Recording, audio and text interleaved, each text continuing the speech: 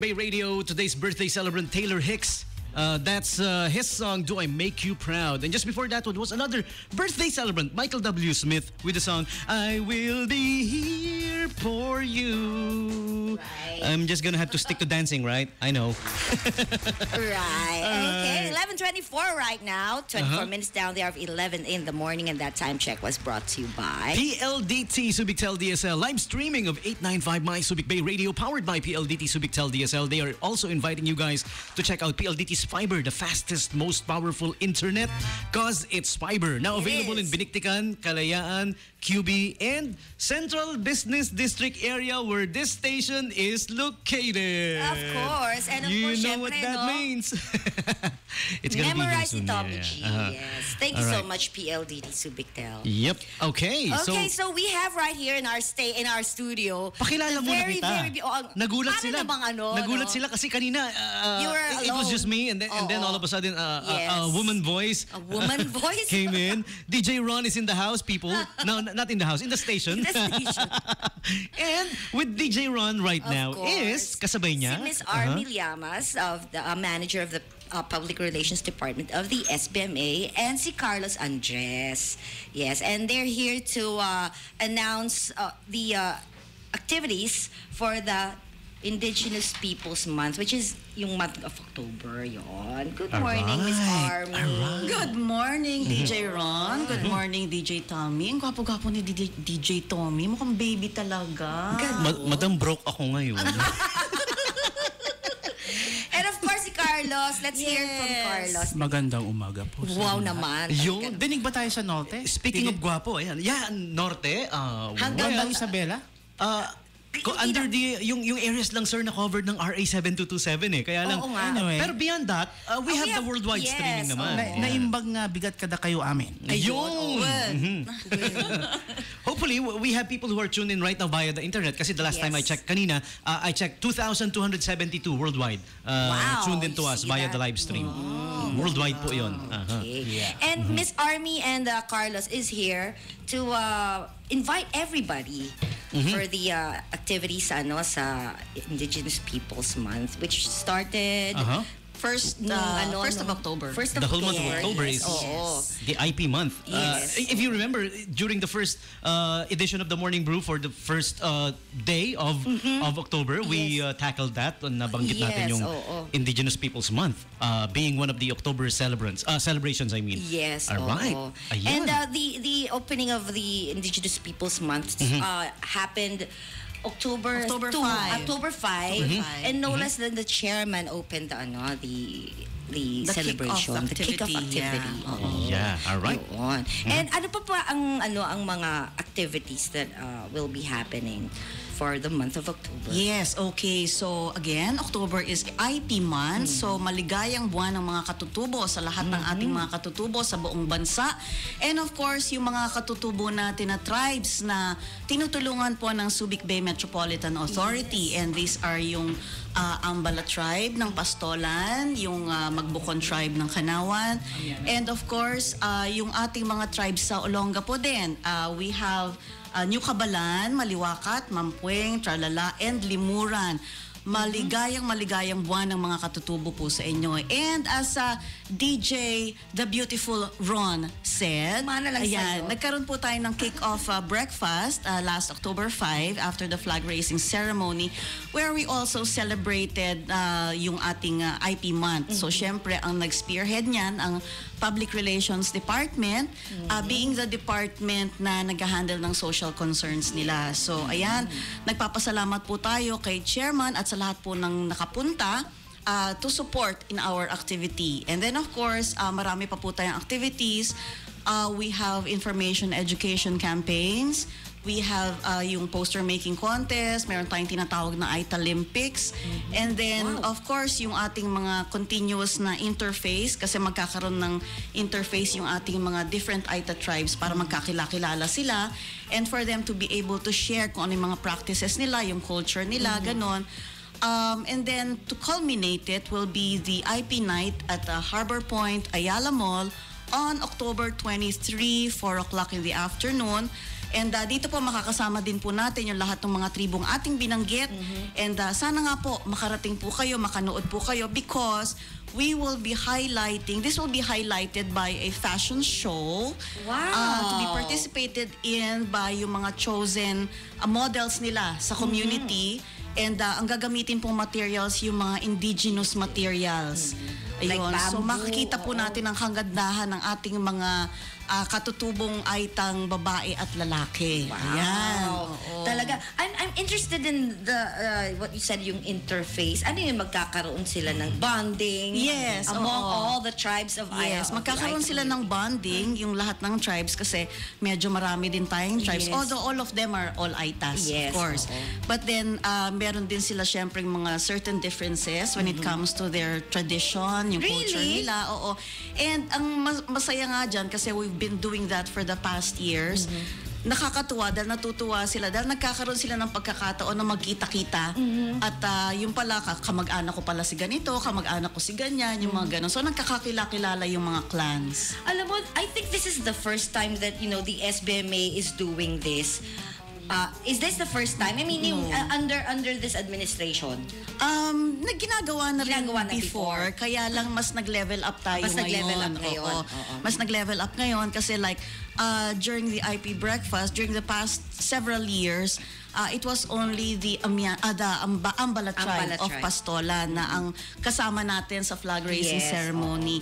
This time around, we were fortunate na nakasama po natin yung iba pa nating mga tribes. Yes. From Kanawan, Hermosa, Bataan, and from Olongapo. Ang Olongapo kasi meron siyang 5 tribes. Dami pala. Yun. So, of course, with proper coordination with the local government of Olongapo and with the permission of Mayor Roland Paulino, magandang umaga po, Mayor Roland. Yes. Ayun. So, sama-sama po natin silang nabibigyan ng pugay sa kanilang buwan ng mga katutubo ngayong 2015. Yes, and of course, it's very important naman talaga na we acknowledge the Aita tribes kasi sila ang may-ari ng Correct. lupa ito. Correct. Opo.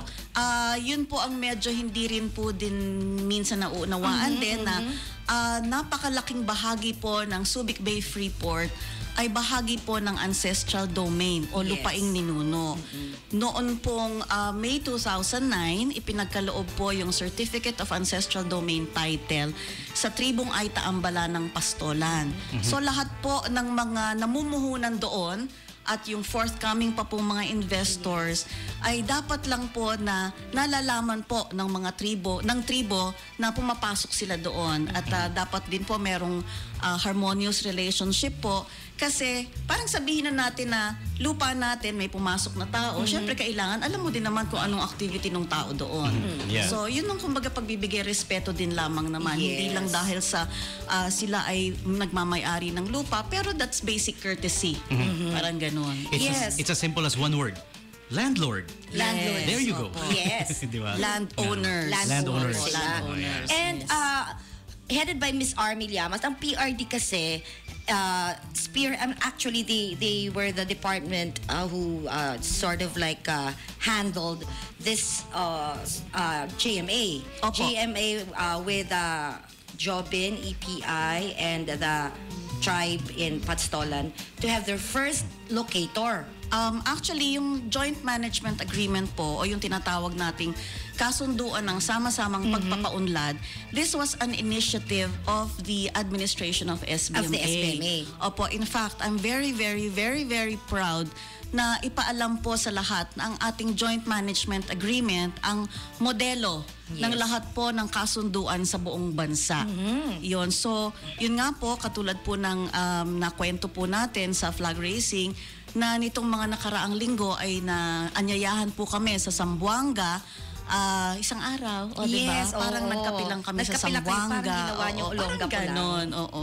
At yun nga po, because humingi po sila ng giya or guide para po maipatupad din po nila o magkaroon din po sila ng similar na kasunduan para naman sa kanilang mga Subanon tribes na nasasakupan po ng Zamboanga Ecozone. Oo. Para maintindihan ng tao, anong ibig sabihin nitong JMA na to between the Pastolan tribe and yung proponent? Ay, napakagandang tanong po niyan. Yun pong sinasabi nating JMA o kasunduan ng sama-samang pagpapaunlad, as the title states, kasunduan ng sama-sama joint management Joint talaga management yun. siya. So, tayo po sa SBMA, kapag meron pong pumapasok na mamumuhunan, ay kailangan po munang humingi muna ng permiso sa kanila. Sapagkat since sila po ang may-ari ng lupa, natural lamang po na kailangan po muna silang mag-undergo ng proseso. Ngayon, meron po tayong tinatawag na built-up o yung mga areas po na meron na pong mga nakatayong istruktura Yes, oo. at meron din pong non-built-up o yung talagang raw lands. Ayun po. Doon sa built-up area po, meron na po tayong tinatawag na certification precondition na nagmula po sa National Commission on Indigenous Peoples na siya ding katuwang natin sa pagpapalaganap po ng proteksyon ng mga rights ng mga indigenous peoples. At yun po, meron na po silang ipinagkaloob sa atin na Yes. approval Oo. na kung meron pong mga mamumuhunan Bago, na gusto bago. pong magtayo sa built-up area, ay sakop na po yun ng certification precondition doon o yung approval nila.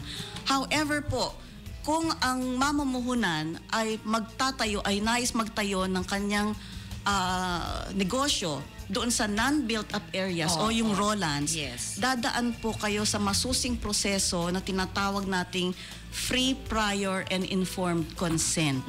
Ayun po, na medyo madugo po talaga itong prosesong ito at medyo inaabot din po ng ilang buwan din po, ilang taon. Ayan. Depende po sa laki at depende po sa nature ng industry na itatayo doon. Kasi hindi naman po siguro lingid sa atin na nagkakaroon po sila ng suliranin pagdating dun sa mga minahan sa Mindanao. Yes. So ayun. So ang NCIP po ay sinisiguro po niya na ang karapatan po ng mga katutubo ay hindi po maaapakan. Tsaka Itong protection mamumuhunan na din to. yun para sa Yes. kanila. Dahil Protection. sa totoo lang, our indigenous tribes are our treasures Yes, na. Oo. opo. We have to protect and preserve their culture and their traditions. Kasi Yes.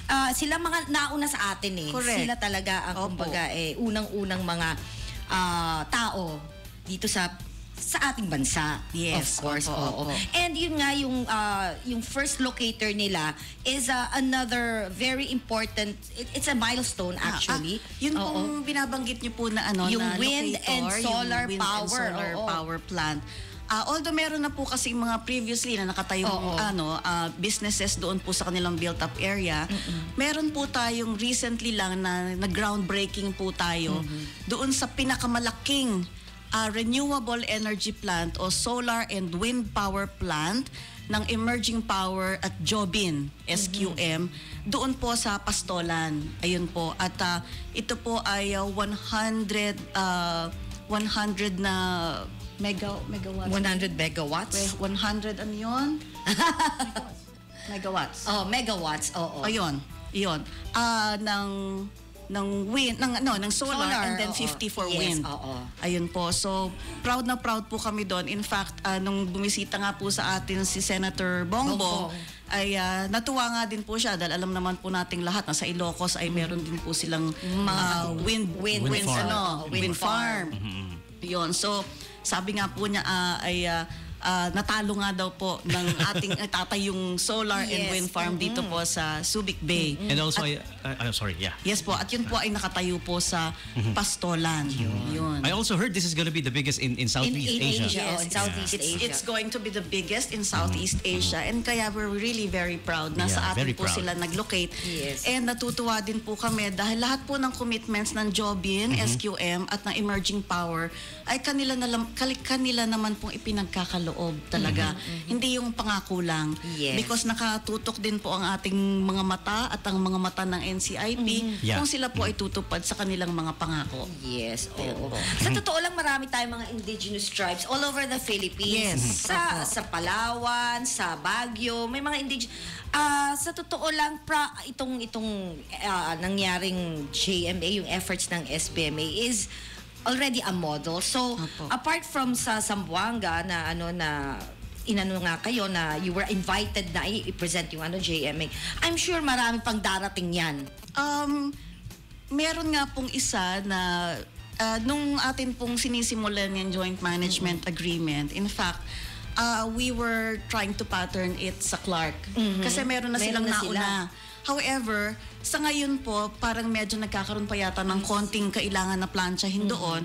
So ngayon, ang Clark naman po ang humihingi na po ng guide sa atin, doon sa ating JMA. So we're really very proud of that. And salamat po sa management ng SBMA dahil kung hindi naman din po sa kanila, ay hindi naman po magkakaroon ng katuparan nito. Yes, and because of the efforts also, yung talaga naman ang sipag-sipag talaga ng Miss Army and her staff. Oo, para ma-plancha, maayos lahat ng ng mga papel, lahat ng True mga that. agreement, makikipag-usap sa mga proponents, sa mga concerned sectors, para maayos lahat ang Ano nga ang pangalan ko na, Mamo? Miss Army Llamas. Miss Army Llamas NCIP. NCIP. Kaibigan na nga niya kasi more than 10 years ka na nakikipag-coordinate with NCIP Opo. for this. Oo. And tell us more about yung pala. Kasi this event ngayon, so it's sort of like a celebration Opo. also. Opo. Kasi apart from October being IP month, kumbaga parang this also celebrates yung mga efforts na ginawa ng SBMA, ng Aita tribes para maging mas maganda ang relationship between the tribes and SBMA. And of course, all our locations. Kumbaga kasali na sila sa development. Opo, yun nga po, kaya nga po it's known as kasunduan ng sama-samang pagpapaunlad. And nais po nating batiin, of course, ang tribal chieftain Of natin. course. Na si Cap Conrado Frenilla at ang kanyang tribal council, si Kapitan Rogelio Tamundog ng Kanawan at ang kanyang konseho. And of course, yung mga tribal chieftains din po ng ating mga tribes sa Olonga po. Yan. So, magandang umaga po sa inyo. Yes, oo. So, ano pa bang ni-expect natin for this October apart from yung activities sa Harbor Point? Meron pa bang ibang mga Marami po kami sa kasing- sa Pastolan, magkakaroon ba ng sarili na like celebration doon with the Aitas? Marami po, basically po kasi like ang celebration po ng IP month is talagang it's an initiative of SBMA. Okay. So lahat po ng mga activities doon, they're organized and funded by SBMA Oo nga, talaga. But this IP month, nagpapasalamat po kami dahil in partnership with Emerging Power, Jobin SQM, ay naipapatupad din po natin ang ating mga activities. And of course, meron din pong contribution din po ang RP Energy. Ayan, ang ating katuwang din lagi actually ang RP Energy sa halos lahat ng proyekto po natin, katuwang natin. Thank you Vic, and thank you RP Energy.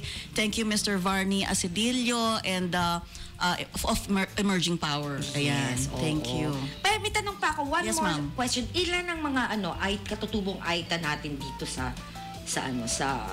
SBMA? I mean the entire like yung mga hinahandle yung mga Aita tribes. Ilan sila? Dito po Ilang kasi families? sa loob ng Freeport, ang meron po tayo ng Pastolan. So, yung Ambala tribe ng Pastolan, they're composed of more or less mga 1,500 plus residents. Wow. Tapos 300 plus households. Iyon. Sa Kanawa naman, Sa 385 families na po. magpakilala ka Oo naman. nga. Ako po si... Kwento ka naman tungkol sa Oo, Kanawan. tungkol sa Kanawan, Oo. ikwento mo. Banggitin ko lang po, may nagtanong kasi sa Kanawan. Ito po si Carlos Andres ng Public Relations. Yes. Siya po ang Community Relations Officer assigned for Kanawan Kanawan, Aitas. oo. May nagtanong po minsan, Madam, DJ Ron, bakit may selebrasyon ng katutubong Pilipino Yes, ngayong October? oo ba? Nag-isip ako, bakit nga ba? Napag-isip ko, ito ay pagkakataon para sa lahat na pagnilayan natin ang kahalagahan Yes. at pagiging sagrado ng lupang ninuno at ng kalikasan Yes. sa isang katutubong kamalayan na pinangisiwaan ng ibang tribo. Ang Public Relations Department po ay naghanda O ng ang tanggapan ng ugnayang pampubliko ay sa pangunguna po ng aming manager na si Ma'am Army ay gumawa ng ng mga aktibidad para ipagdiwang ang buwan ng katutubong Pilipino dito sa Subic Bay Freeport. oo. Kasi po naiintindihan po namin na ang bawat kultura, na ang bawat produkto, na ang bawat pananamit ng mga katutubo Yeah, na oo. ipipresent natin ay simbolo ng kanilang kasipagan, simbolo ng kanilang pagtitiis, Yes. simbolo ng kanilang pagtsatsaga, simbolo ng kanilang pag-ibig sa kanilang kalinangan na patuloy nilang niyayakap hanggang ngayon. Oo nga. Kaya- Lalim nun. Naman, parang Kaya ang buwan po nangangampanya. ng katutubo ay pagkakataon para ipresenta natin ang kanilang kultura at pamumuhay. Oo. Kaya po may mga nakaline up po tayong mga aktibidad at inanyayahan po namin ang bawat isa na tunghayan ang event na ito. Yes. Alam mo, sa totoo lang kasi, syempre, yung mga tao na nasa labas ng kultura ng AITA, hindi nila kasi alam. Maintindihan Kasi yan. hindi nila naiintindihan unless na magkaroon sila ng immersion o pupunta sila sa kanilang mga barangay. Anong tawag doon? Yung kanilang mga Immersion, interface. ang tawag sa kanila barangay pa rin, yung kanilang mga community. Sitio. Ang kanilang Sitio. sitio, oo. So ito is isang paraan, talaga naman Tagalog talaga, isang paraan para ma-reintroduce natin uli ang kultura at tradisyon ng mga katutubo natin. Yes, opo. Aita. Oh. Opo. It's also an educational, it's very educational, especially yung sa mga kabataan natin na medyo nawawala na rin yung kaalaman tungkol sa ating mga katutubo. Maidagdag ko lang, madam, ang ating tema sa buwan Yung na ito theme, ay oo. ang katutubo sa makabagong panahon. Ay, ang ganda. Ano ba, what's the difference? Anong mga changes nang nangyari sa atin? Kasi before, alam mo, syempre, alam natin ng kanilang kultura. Kumbaga, they live sa forest. Tapos ang kanilang kultura ay hunting and gathering. Ngayong nandito na sila sa modernong pamumuhay, ano ang nangyari? Anong naging pagbabago sa lifestyle ng ating mga Aitas? Ako kasi parang I can only speak muna for Pastolan, Okay, kasi oo. sila pa lang yung may CADT. Magmula po nung nag-take effect yung kanilang JMA, of course marami po silang benefits na natanggap from SBMA, And then makikita po natin na although without yung them na talagang nawawala na yung culture, marami nang nakapag-engage in yung mga businesses nila, yung kanya-kanyang mga businesses na. Tapos, yun nga po, medyo, syempre, mga bahay nila from yung sawali, sawali. medyo unti-unti nagiging konkreto na. Kasi quarterly, meron din po silang tinatanggap. And then po, meron po silang percentage share doon sa mga locators na nakatayo po sa lupaing ninuno. Which is, yung unang salvo nga po na ipinagkaloob namin sa kanila from 2009 hanggang 2011 yata. Parang nasa 14.8 million kaagad. Ang laki, oo. And then yearly po, tumatanggap sila more or less mga 3.5 yes, oo. yung annually. Oo So, nga. yun po, inihati po nila to different Sa mga families base nila. po sa kanilang Ancestral Domain Sustainable and Protection Plan, meron pong pagkakahati-hati yon. Meron po gagamitin for scholarship. Ngayon po, marami na silang scholars. Oo. Meron na po silang 10 scholars na sila po ang nagpopondo for college. And then meron po silang for organizational funds, and then meron pong for livelihood, and iba pa po.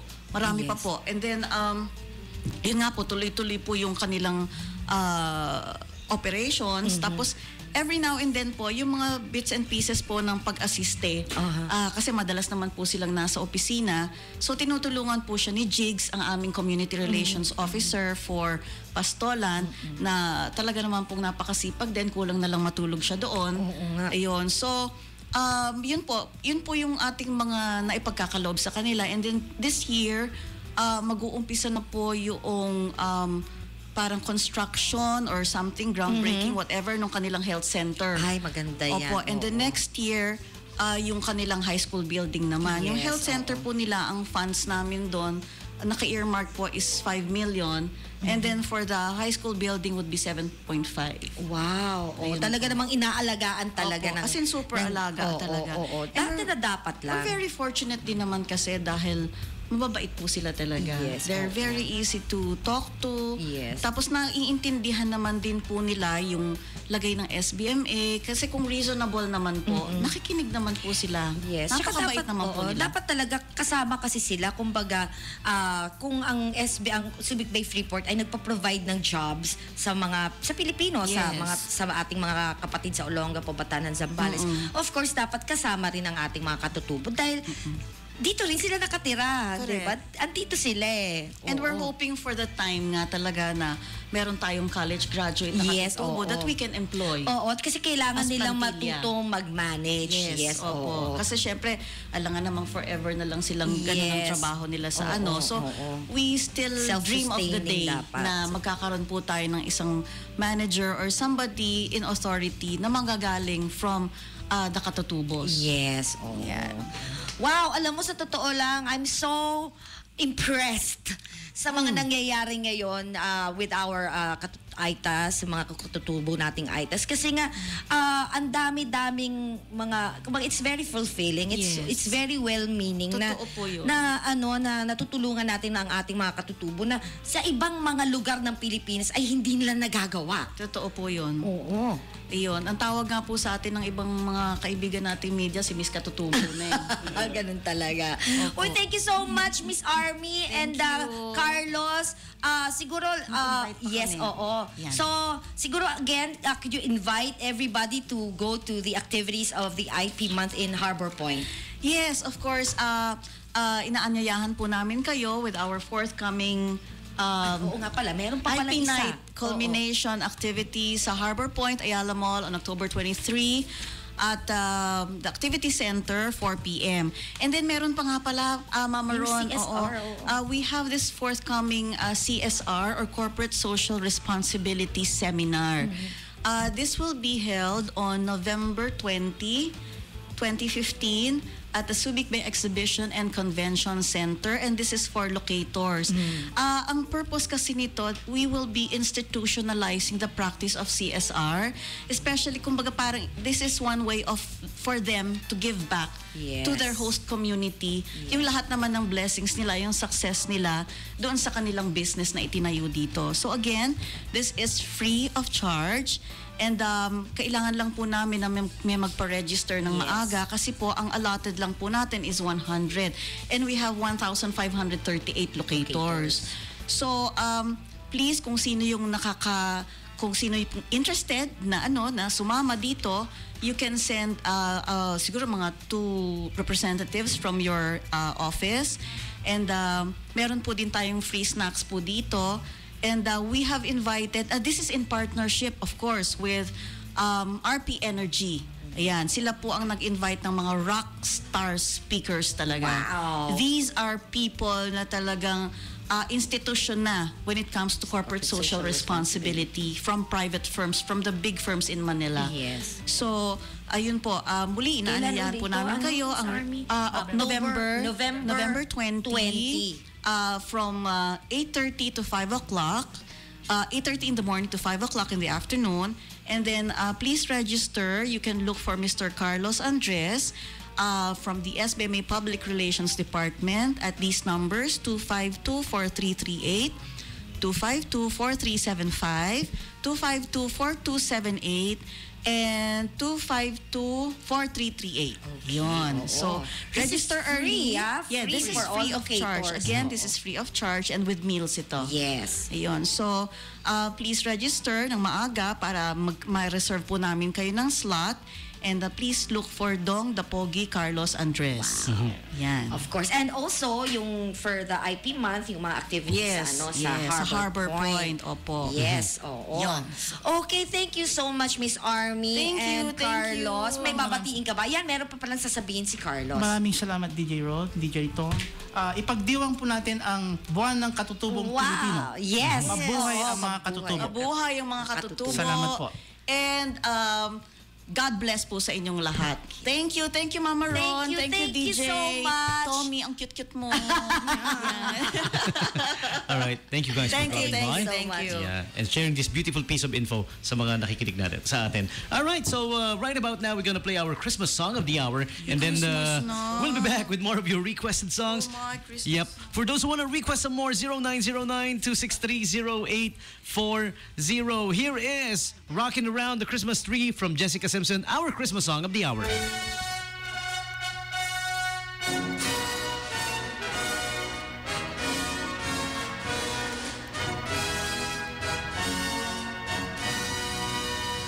From everyone here at the station, 89.5 Subic Bay Radio. Worldwide, 24/7. Have a very Merry Christmas. And a Happy New Year. From all of us to all of you, happy holidays. Happy holidays. Happy holidays.